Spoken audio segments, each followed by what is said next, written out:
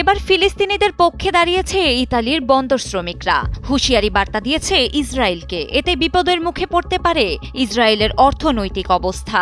কেননা শ্রমিকরা বলেছেন তাদের কথা সামান্য হেরফের হলে ইসরায়েল বন্দরে আর পৌঁছাবে না কোনো ধরনের পণ্য।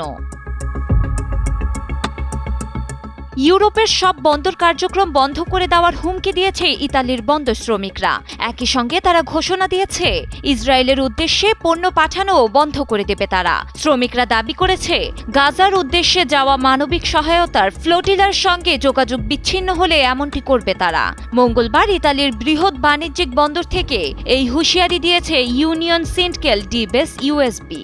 এ তথ্য জানা গেছে নোভারা মিডিয়ার ওয়েব পেজ থেকে।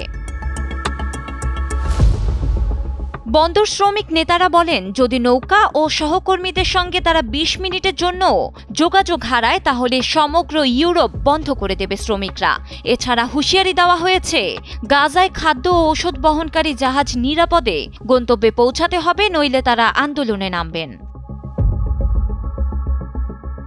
ইতালির শ্রমিক সংগঠন ইউএসবি এক বিবৃতিতে জানায় তারা ফ্লোটিলা রক্ষায় সর্বাত্মকভাবে মাঠে নামতে প্রস্তুত। সংগঠনের পক্ষ থেকে বলা হয়েছে শ্রমিকরা চাইলে প্রয়োজনীয় ভূমিকা রাখতে পারে, আর প্রয়োজনে সংগ্রামের সব কৌশল ব্যবহার করা হবে। প্রতি বছর এই অঞ্চল দিয়ে ১৩ থেকে ১৪,০০০ কন্টেইনার ইসরায়েলে পাঠানো হয়। যদি কোনো প্রকার ব্যাঘাত ঘটে তবে এখন থেকে একটি পেরেকও আর সেখানে যাবে না। এমন হুঁশিয়ারি আসার পর বিশ্বজুড়ে জন্ম হয়েছে নতুন আলোচনার। স্বার্থ রক্ষা করতে তবে কি এবার থমকে যেতে বাধ্য হবে ইসরায়েল? ডেস্ক রিপোর্ট, সময়ের আলো।